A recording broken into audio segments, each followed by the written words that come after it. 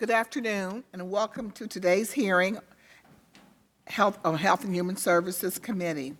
I'm Councilmember Priscilla Tyson, and I chair the Health and Human Services Committee. I would like to thank each of you for coming today. Before we begin, please be aware that this hearing is being recorded for rebroadcast on CTV, the Columbus Governmental Channel 3. The rebroadcast schedule is available at www.columbus.gov. The subject of this hearing is the 2020 budget for Columbus Public Health and the Department of Development's Human Services related funding as proposed in the Mayor's 2020 operating budget. On the agenda this afternoon, we have Health Commissioner Dr. Michiko Roberts, who will speak about the funding for Columbus Public Health, and Michael Stevens, Interim Director of the Development Department, who will present on Human Services funding. I see Mr. Kim Sands is in chambers this afternoon. I will now transition to our speakers. The city's health and social services funding provides an opportunity to serve our most vulnerable residents. Our first speaker is Health Commissioner Dr. Michiko Roberts. We rely on the Health Department to address a multitude of public health needs, which requires them to track and investigate health problems and hazards in our community, prepare and invest for and respond to public health emergencies, develop, apply, and enforce policies and regulations that improve health and ensure safety, and to lead efforts to mobilize communities around important health issues. The 2020 budget includes increases in the areas of clinical health, population health, and family health. We may also hear from Dr. Roberts about a major new initiative to purchase a mobile medical unit for $165,000.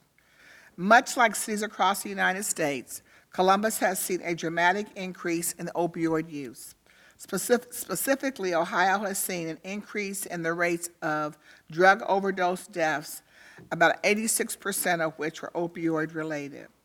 Because of the program's unbiased, non-stigmatizing, and human-centered approach, SafePoint is often the first point of contact for individuals living with a substance use disorder to receive life-saving support services and to be linked for treatment. This budget also provides funding to continue to address the opioid epidemic and to support the SafePoint program.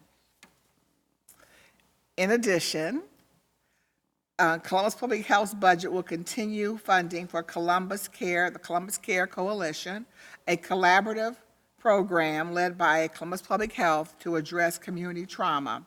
With that, I will now turn it over to Dr. Roberts to provide additional details on the Health Department's 2020 budget. Dr. Roberts, the floor is yours. Thank you, and good afternoon, Chair Tyson. I appreciate the opportunity this afternoon to highlight Columbus Public Health's proposed 2020 Health Special Revenue Fund budget of $35,842,437. As you have recalled, Columbus Public Health has played a critical role in protecting the health and improving the lives of all residents here in Columbus in 2019. Despite our best efforts, our community continues to be challenged by an opiate epidemic, a lower but still high number of gun violence deaths, high infant mortality rates, and health disparities created by the social determinants of health. These critical issues will continue to impact our community and the health of all of our residents, as well as our work in 2020. We are excited about the new opportunities to improve health thanks to the proposed funding for 2020. The purchase of a mobile medical unit in the amount of $165,000 will provide evidence-based, high-quality care and services to people who need them most where they live. Because of the flexibility of this mobile unit, we will reach those individuals who are disconnected from care or unable to travel to a conventional brick-and-mortar clinic for health services. Mobile medical units are also versatile in service options and delivery. It will be utilized for regular healthcare services in community locations such as drug treatment facilities, homeless shelters, courthouses, or quickly mobilized to ground zero with Narcan and fentanyl test strips during emergency drug overdose surges.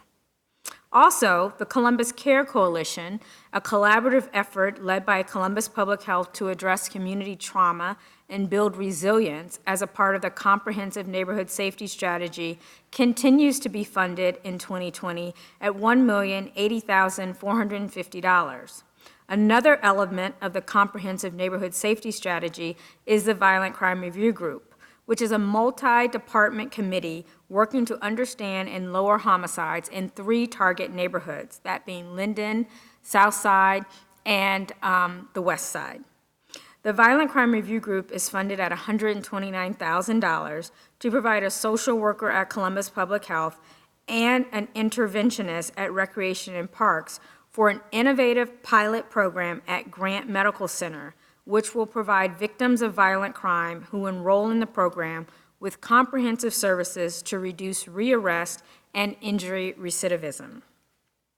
Likewise, we will also get funding of $1,482,074 to address heroin and opiate use as part of the Columbus and Franklin County Addiction Plan. A total of $350,000 of this funding will continue to support SafePoint, which is a program at Equitas Health providing naloxone access, addiction counseling, treatment referrals, infectious disease screening, linkage to care, and prevention education. Additionally, $50,000 is specifically provided for medication-assisted treatment through our contract at Columbus Public Health with OSU Hospital Talbot Hall. As we continue our collective work to reduce infant mortality, an increased amount of over $267,000 will be added to Columbus Public Health budget to expand our existing home visiting services for pre- and postnatal care.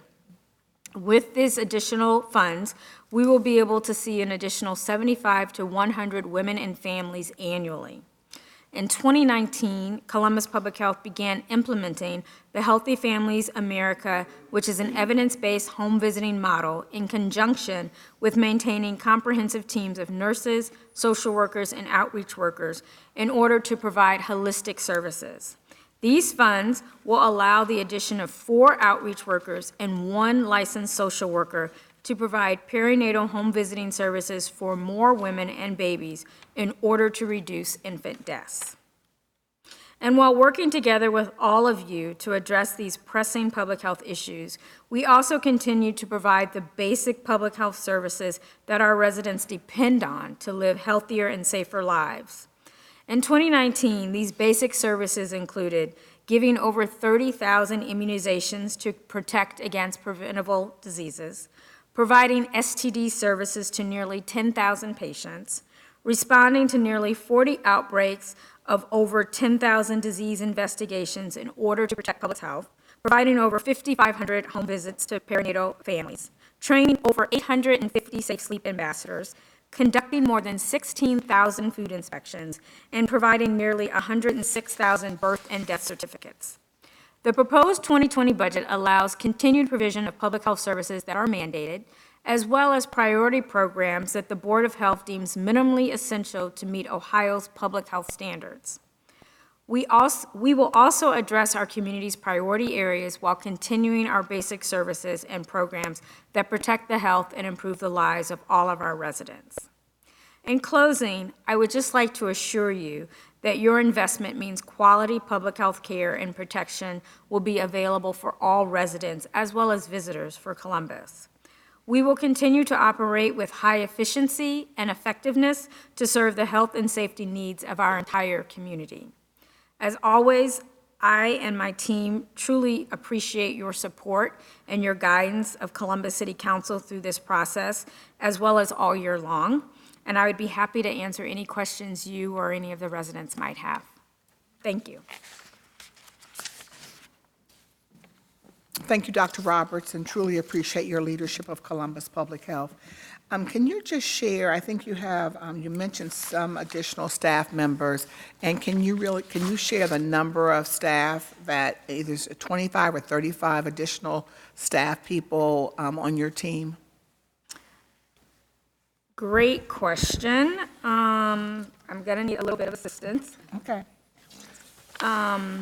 I think you mentioned you have 4 outreach workers. Yeah, so just to add it all up, so for our home visiting, there'll be a total of 8 new staff members. In 2019, and then we're adding a team, which will be additional. So in 2020, some of these are carryover for how things were funded in 2019. Okay. So although I mentioned we'll be hiring 4 new staff to do our home visiting program, when we look at the way it was funded in 2019, it actually appears that we have 8 FTEs for 2020. Okay. And they aren't all new, it's just the funding line of how they're being funded for 2020 that makes it look different. So with that, we're going to have 1 new staff member for our expansion program and the Care Coalition, the social worker that I mentioned. There'll be some other transitions, but that person will be brand new. For the mobile unit, we're going to use existing staff to provide services on that unit, so there won't be any expansion of staff in that area. Okay. Those are kind of like the highlighted areas of where we will. We might get some additional sanitarians, but those are revenue generating because they go out and do inspections. So we will get those, but that has to do with the growth of Columbus, not so much the budget expansion, but the growth of Columbus. And let's talk a little bit about your new mobile medical unit. It's pretty exciting. Very exciting. And so when this budget is approved, when do you think you would take ownership of a medical unit?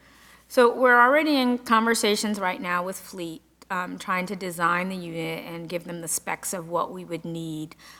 We anticipate that we would have it up and running no later than the 4th quarter of 2020, but hopefully maybe as early as the 3rd quarter.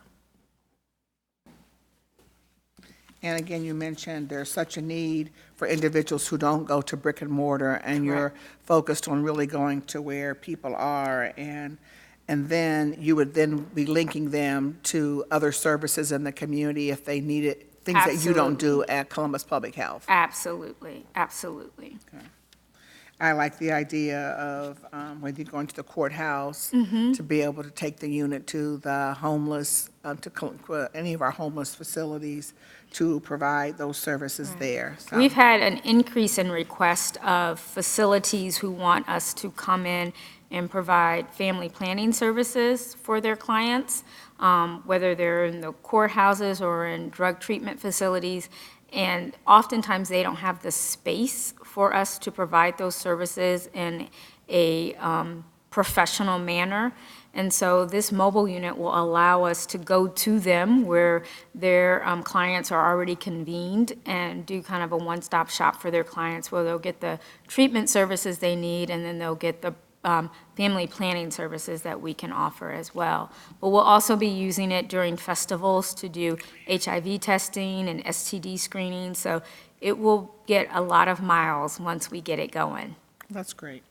Well, thank you. And again, I really appreciate the work that you're doing in this community, and especially the initiatives of late. I mean, for the last few years, we've been focused on infant mortality, but certainly your work around, especially around gun violence and trauma in our community, and just appreciate your work in that regard because it certainly is a public health issue. Absolutely. Thank you. Thank you.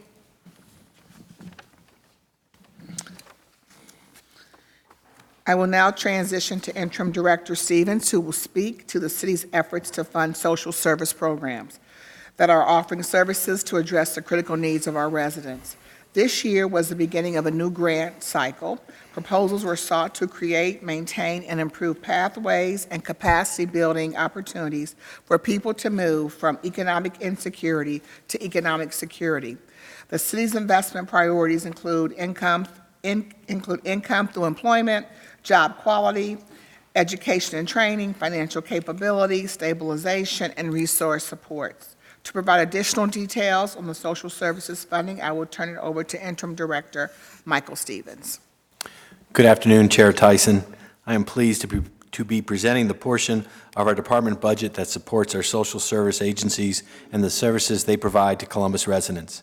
The overall Human Service Grant Program budget is proposed to remain at $5 million, $2,369,000 from the General Fund and $2,723,000 from the Emergency Human Services Fund.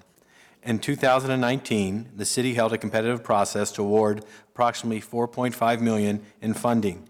We received 142 proposals totaling $19 million, representing 101 agencies working throughout Columbus. 50 agencies were awarded grants to implement 54 programs. 2020 will be year 2 of the $4.5 million funding cycle. Additionally, $280,000 will be designated as discretionary funds for the City Council's priorities, and the remaining balance will be used to advance the strategic work of the Social Innovation Fund and the Regional Housing Study. As I stated previously, 50 agencies are implementing 54 programs that foster economic security and resilience for all. What's better about the focused and competitive funding approach? Agencies are working towards a common vision, and agencies are more accountable, timely in reporting and communicating better with the city. We are now partnering with the United Way of Central Ohio using their online database, EC Impact, for applications and reporting. Some examples of 2019 statistics from funded agencies in the midterm of their funding agreement include, in the first 9 months of 2019, Faith Mission Resources Center served 1,253 individuals experiencing homelessness and are on track to serve at least 1,500 by the end of the calendar year. To date, 462 individuals improved their financial stability through employment and or benefits, which put them very much on track to reach their goal of 480 individuals by the end of the year. 405 high school students participated in mentoring and life skill development activities, received academic assistance and career exposure through the programming of All That. All That serves students on site at Independence, Lyndon McKinley, Walnut Ridge High, Capitol High School, and the Road to Success Academy. And that is the acronym for THAT. That is Teens Hopeful About Tomorrow. 5 participants in Halt Violence now have employment and have changed from participating in illegal activities such as selling drugs and stealing to working in a place of legal employment. This change made each participant better examples for their children, role models for the community, better brothers, better sons, better companions for their spouses, and productive citizens. To sum it up, these 5 participants are no longer living violent lives on the street. Gladden Community House is working with people coming through their food pantry to maintain stable income. To date, 491 out of 524 households either maintained or increased their income. We have asked each organization to submit, as we look into 2020, we have asked each organization to submit the following: an application that includes a budget and performance outcomes for 2020 and lessons learned from 2019. These will be submitted to our Human Services Coordinator, Kim Stans, on December 18th. We will notify organizations of their conditional awards in January, pending City Council approval of the 2020 budget. In 2020, we will continue to focus on building the capacity of these programs and program managers in order to achieve outcomes, improve services, and implement innovations in their work. Because 2020 will be the final year for this competitive round, we will begin engaging with City Council and various stakeholders to discuss the process and focus for the next round of funding to be awarded in 2021. In addition to the $5 million that is being provided for the programs that I just described, the Department of Development will be providing $5,389,650 in general fund dollars to the Community Shelter Board and its partners for the continued work of addressing homelessness within our city. Funding includes the provision of emergency shelter and other crisis response initiatives, which include street outreach services, assistance to homeless families, and services to specific pregnant women and non-VA eligible veterans experiencing homelessness. These last two help us in working towards our goal for Celebrate One and for ending veteran homelessness in Columbus. I would now like to invite Sarah Loken with the Community Shelter Board up to the podium to discuss the programs that our funding supports.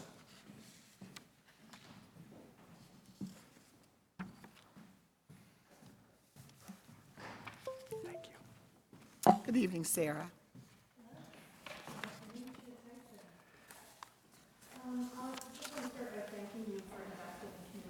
Board and our 16 partner agencies. Mayor Ginder and City Council showed incredible support in 2019 that allowed our system to deliver services that help 15,000 different people. So thank you. This evening I'll talk a little bit about the focus of our work, but also asking for your support to fund more prevention and more rapid rehousing, specifically for families that face homelessness. As the population in Franklin County continues to grow, so does the number of people experiencing homelessness, and we know rents are rising in Columbus faster than the national average. That hot housing market is making it really difficult to rehouse families as fast as we used to be able to do. Families are staying in shelter longer, which creates overcrowding. For us, the cost to rehouse homeless families has more than doubled since 2013. We are concerned about how, as a city, we can get ahead of this next wave of homelessness and avoid getting into a situation like Seattle or San Francisco where it feels too big to tackle. The places of greatest opportunity for the biggest impact are in doing more prevention and more rapid rehousing for those who do become homeless rather than building more shelters. If we just focus on families, there's a huge opportunity to stay ahead of population growth. We can start by helping more families remain housed. Prevention costs less than helping the family once they become homeless.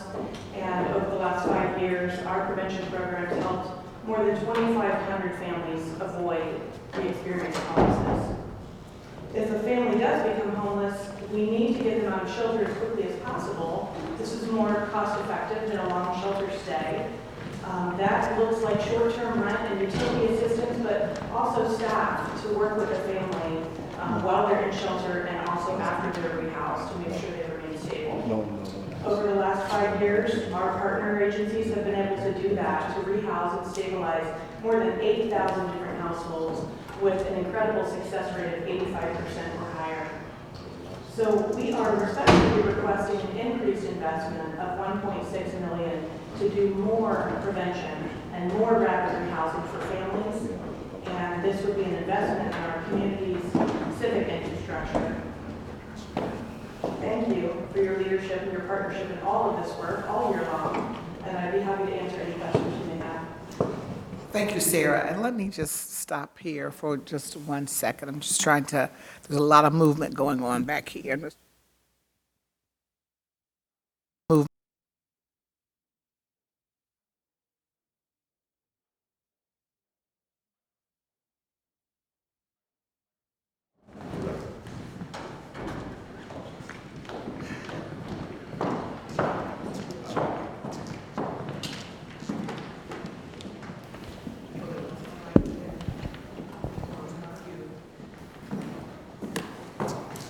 So perhaps you were the only one who heard me.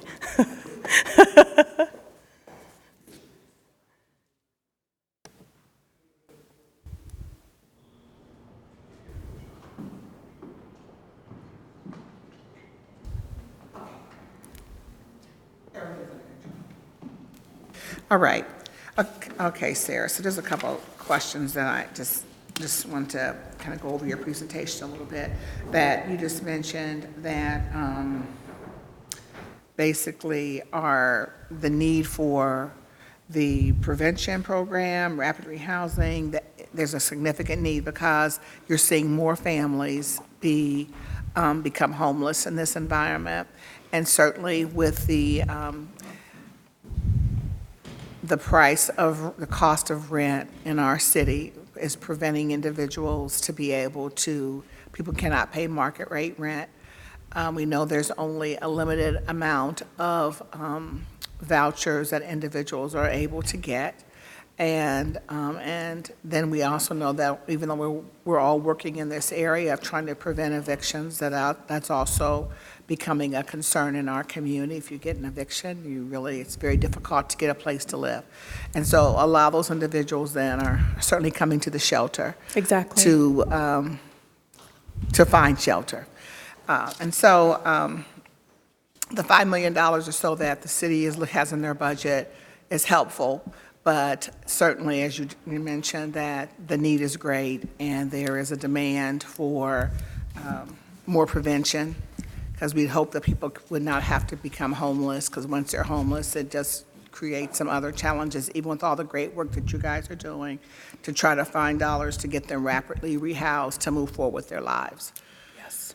So it's a challenge not only in the city, it's a challenge all over this country for especially large cities.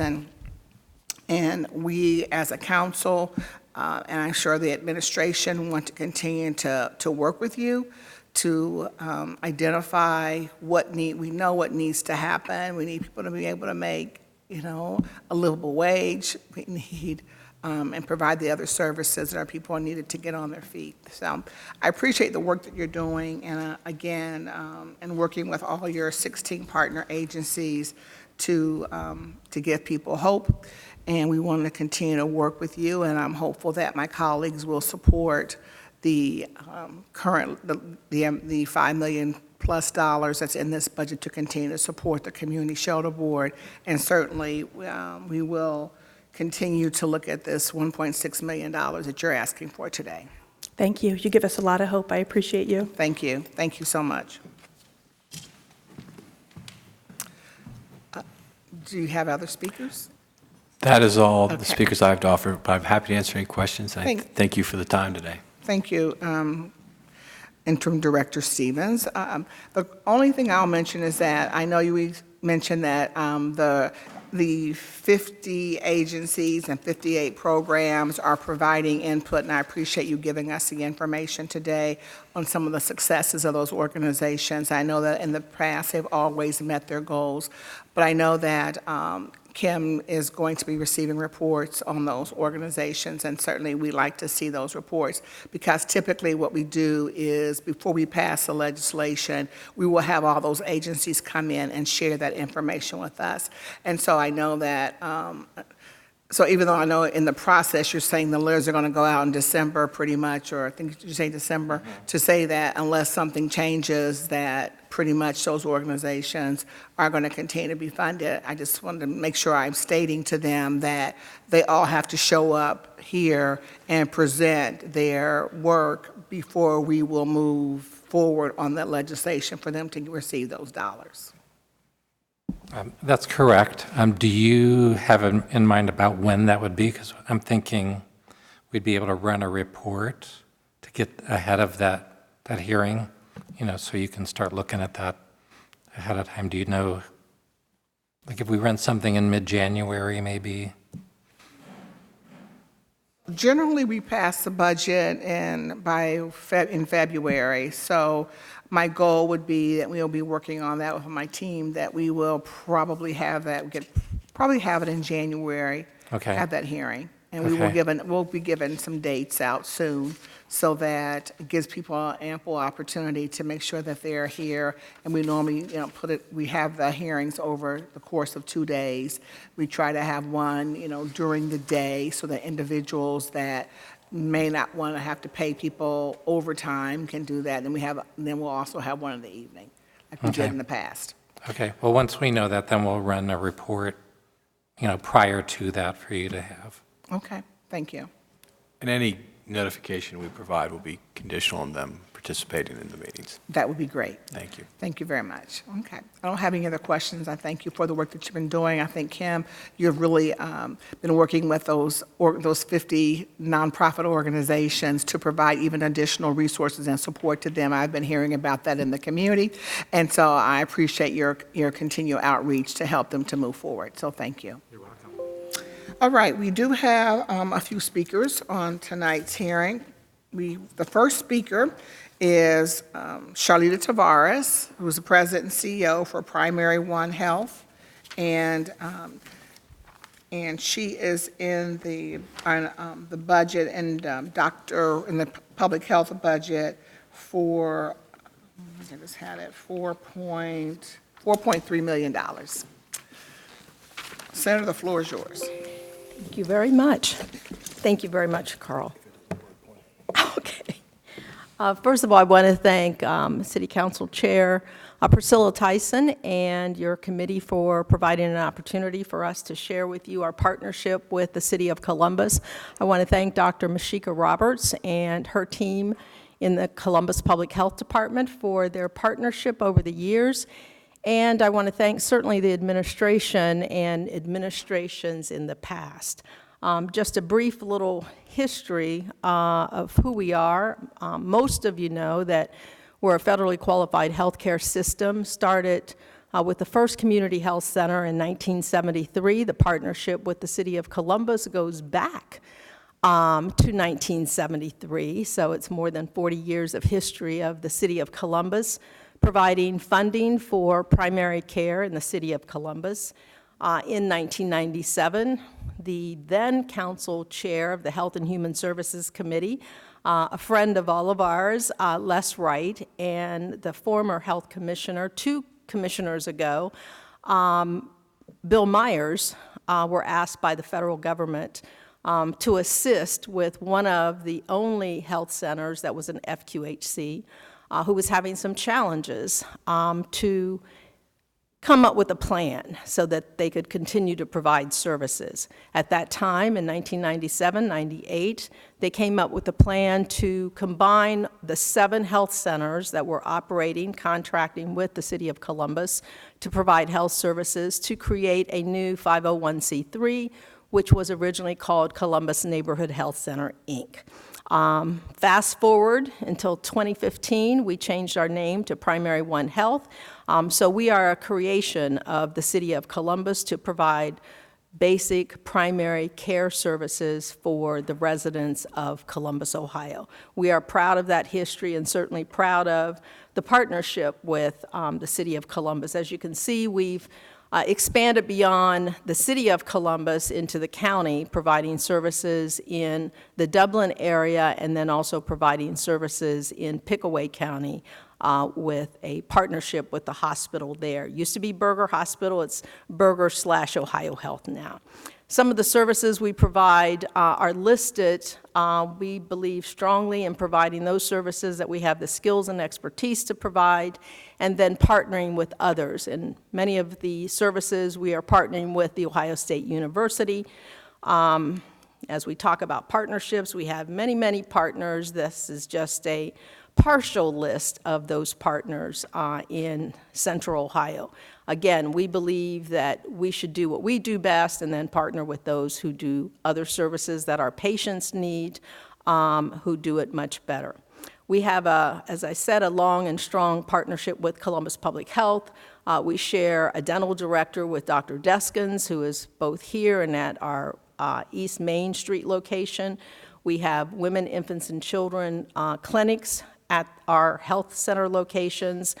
We also have women's health. We have a shared medical director who is now our chief clinical officer, Dr. Jeff Marable. And we rent space from the City of Columbus for those centers that are listed. Women's health, again, we have a strong partnership with the city. Certainly Mayor Ginther's focus is on reducing infant mortality and closing the gap, the disparities among African American babies.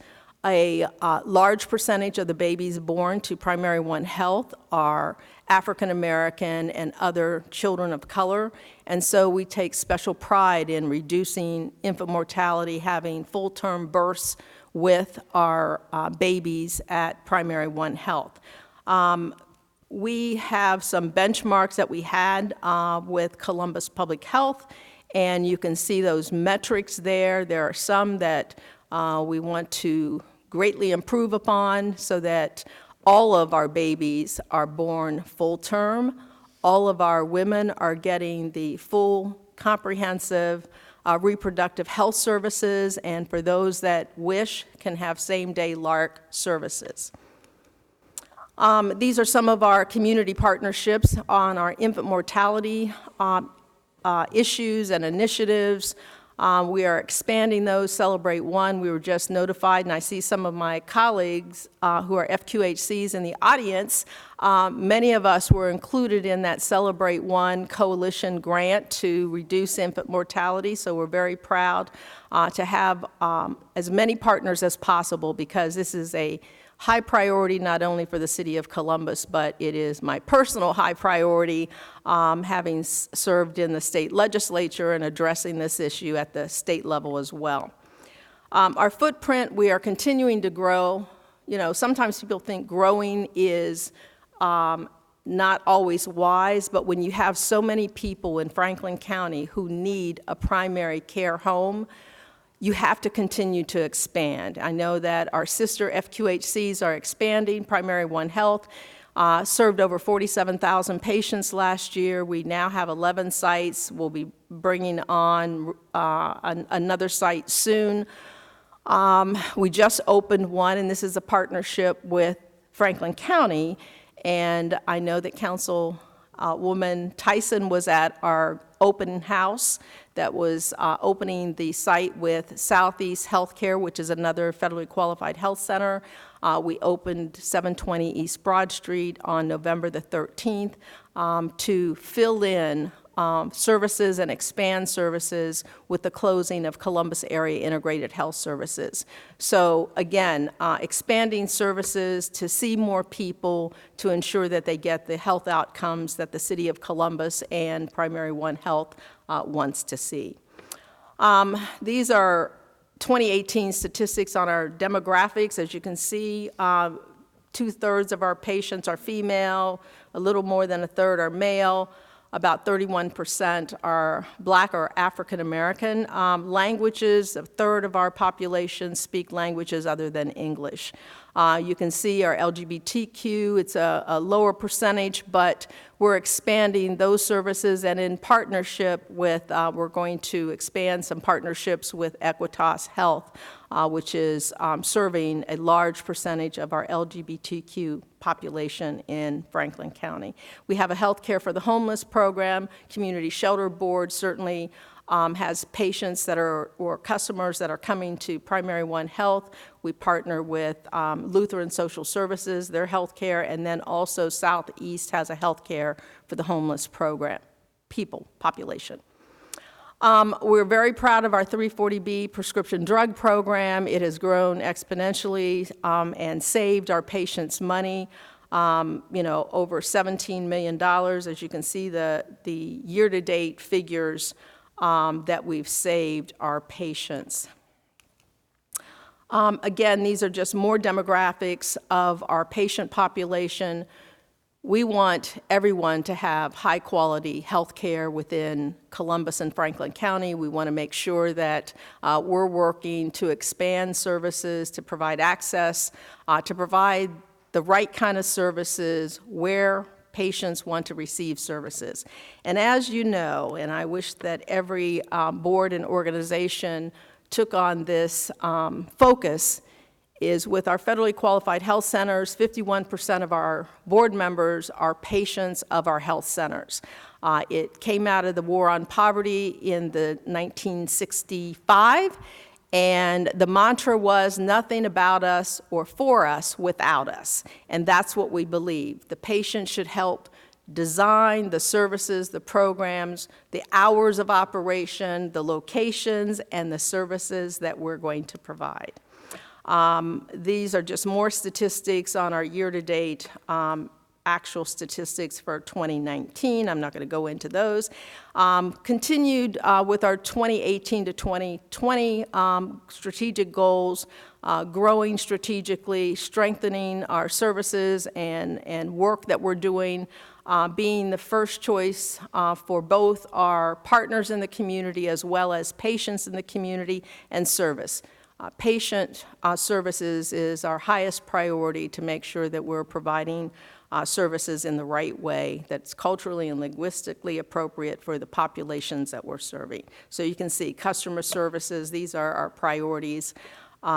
Certainly, all of them are important, but customer service is most important. Any questions? Well, first, I wanted to say thank you for this partnership with the City of Columbus, and just the partnerships that you're making, that you have within the community. Because certainly, as we kind of mentioned earlier about the new the new mobile van that we're going to be having here at, Columbus Public Health will be having, that it is very important to be able to link individuals to services once you have visited with, taking care of those individuals. But, we know that one of the reasons that we are looking at in terms of when it comes to minority health, the number one reason that that our community is stating the reason why people of color don't go to health facilities is because of access to care. And so the investment that the city makes within primary health is so important, because if you have insurance, that's great, you can come utilize your facilities. But if you don't have insurance, you certainly can come and utilize those facilities. And that's really important. And we're one of the few cities around this country that provides this type of service. Absolutely, and I'm glad you shared that. I was having a conversation earlier today with one of our business leaders in Central Ohio, a small business owner, and we were talking about who comes to FQHCs or community health centers. And I said any and everybody. Disproportionately, absolutely, we have people coming in our doors who either have no insurance or are underinsured or are on Medicaid or Medicare. However, we have patients who have insurance, and they've made the choice to come to a community health center, in this case, Primary One Health. That's a statement there in and of itself. And I remember there was a mayor during the time I sat on city council that was very active in the National League of Cities of Boston, and he participated and had his care taken care of at their FQHC that their city supported in Boston, Massachusetts. So, it's quality care. I would say that all of my sister organizations across the state of Ohio believe that their care is par none to any other private primary care practitioner in the state of Ohio. And in fact, we do it more reasonably, and we believe we get better outcomes. Well, thank you. And again, you served around 47,000 people last year in this community, so they're mostly female, and that the success of the 340B prescription program, which it's so important because, if you have to go to to see a physician and you have some, an illness, whether it be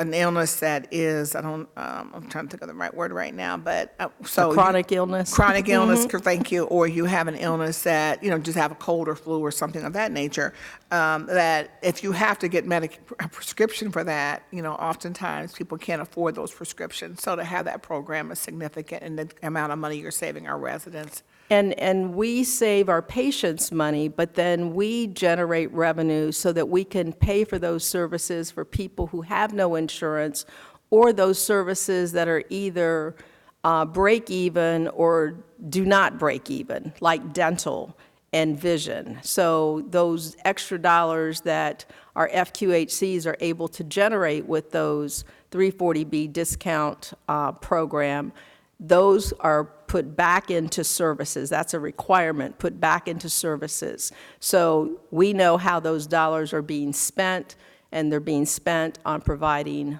more services for the patients within our community.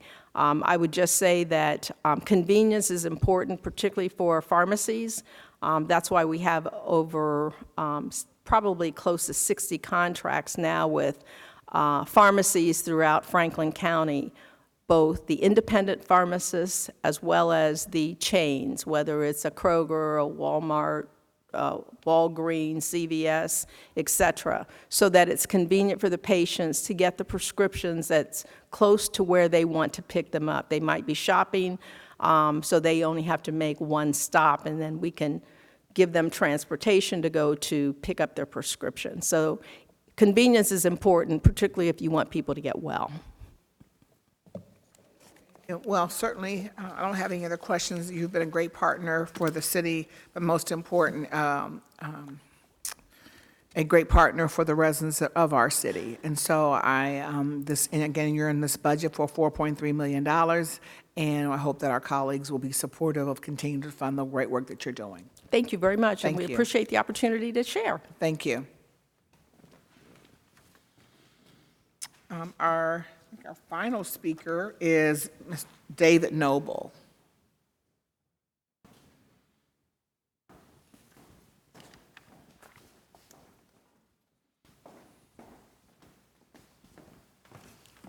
Good evening. Hello, and thank you for having us here tonight. Please state your name and who you represent. I am David Noble, and I am with Voice Corps Reading Service. We are one of the human service agencies that was funded last year because of the actions of City Council, and we are very grateful for that support.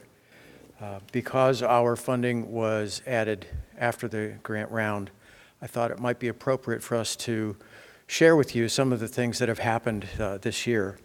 A big part of what we do is making sure we stay connected to the audience members who listen for our reading service, as we are the only source of news and information from print that they have available to them. One of the things that we do is a telephone-based survey where volunteers from our service call listeners at their homes and ask them questions about Voice Corps Reading Service to find out if it is working well for them, and if not, how can we improve it. I brought a sample of those that I'd like to share some of these results quickly. One of the questions that we asked is, does what you hear on Voice Corps make independent living easier? And every survey that I have in front of me tonight, the answer was yes. There's not a single person who said, no, it does not make independent living easier. Yes, it does. The first one I have in front of me is from Martha, who says, being able to get recipes was something that she found to make her life easier. She said that current articles are important because it's what's going on in the world. Janae told us that the info you wouldn't get normally is available to me, and it's so important to keep current. It makes things much easier. We also asked if Voice Corps were gone, what would you do to get things read to you? And members of the audience also told us that they wouldn't be able to. Almost hands down, that was the number one answer. They don't have a computer, only have an old school phone, which I presume to be rotary. Depends on Voice Corps greatly. This is from Ricky, R-I-C-K-E-Y, and she says, when she goes to the store, she listens to our grocery ads, and she created a binder and points it out to the store employees to make sure that she gets the specials. If Voice Corps were gone, Jennifer says that people don't really like to come out and read to her, and so she wouldn't have another source of news and information. Richard told us that he was always a reader, and now it helps him to stay connected, and he still doesn't know what he would do if Voice Corps wasn't there. One of the individuals who told us that Voice Corps was important to her said that she worries that not too many people know about the service, and she's been blind for 30 years and never heard anyone talking about Voice Corps, so our outreach really needs to improve. She keeps in touch with the world, says Norma, and without having to depend on others. She says, friends would read to me if I asked. Another person, Timothy, told us that he learned about the CODA bus service, the special services for people with disabilities, because he listened to Voice Corps. Donna told us that she goes to a support group that she heard about because of a Voice Corps ambassador coming to speak to her organization. Joan said, yes, Voice Corps makes independent living easier because I learned things I wouldn't get anywhere else. We also asked if they wanted to share thoughts to the volunteers who do the reading, and they were very kind. Julia told us, all the readers are warm and friendly, makes you feel like they're in your living room. They read with personality. We somewhat discourage personality reading, by the way. Just the facts. Eugenia told us, no, just don't go away. She's very succinct.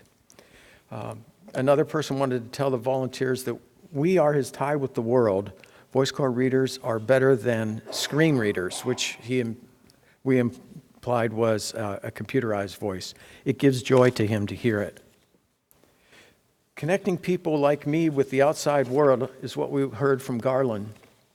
And Margaret Trent told us, no other means to listens to TV news but finds it's not so helpful.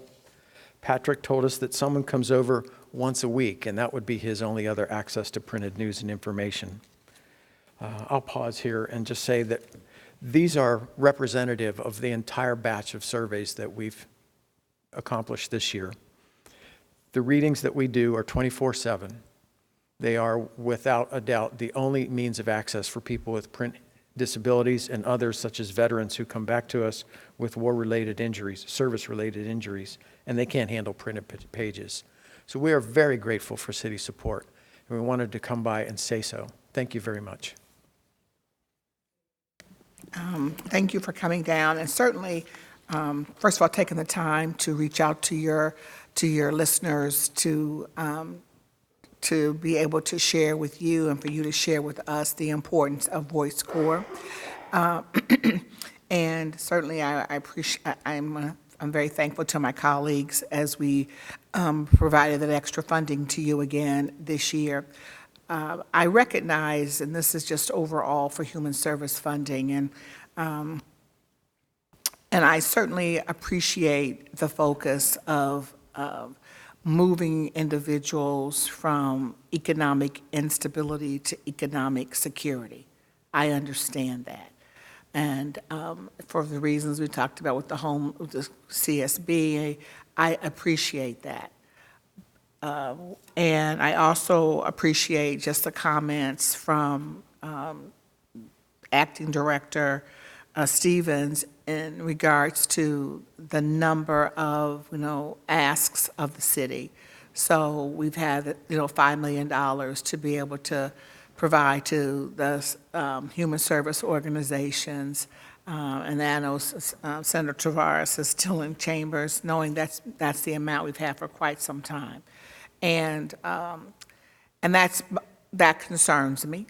It concerns me because each year when we have this process, the amount of money, and that's just specifically for economic security, that we still had, we went from, I think, almost $20 million worth of asks to $5 million. We were $15 million short just to be focused on that.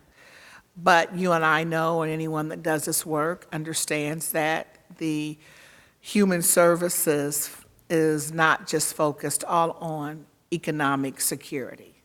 It cannot be. And you are standing here certainly to demonstrate that need. And even though it may not be the persons who are listening is going to be able to increase their income based upon your work, it really is about, we have to provide services to our residents that are in need, who want to stay informed, who want to be able to go to the grocery store and know what that, to show what they're wanting to eat, to be able to help our veterans. And so I would just share with you that this council as a body is quite concerned about human service funding. And that as a collective body, I'm sure in 2020, we are going to be focused on what do we need to do as a body to be able to identify other ways of helping to support the human service funding. I can't say that it's all going to happen in 2020, but I let you know that it is a priority to start to think about what do we do differently, because the needs are still great, and we've been, again, just funding that same amount of money for way too long. So, again, I appreciate you coming down. You're like many other agencies that are doing great work in our community that we still need to think about how do we help them to continue to move forward, and especially serve residents that have special, I would just say some special needs, as you do. You're the only agency in our city doing this type of work, and we appreciate the work that you're doing to work with a vulnerable population. So just know that it has not gone unnoticed. Thank you very much. If there's anything Voice Corps can add to that conversation, please call upon us. Okay, thank you so much.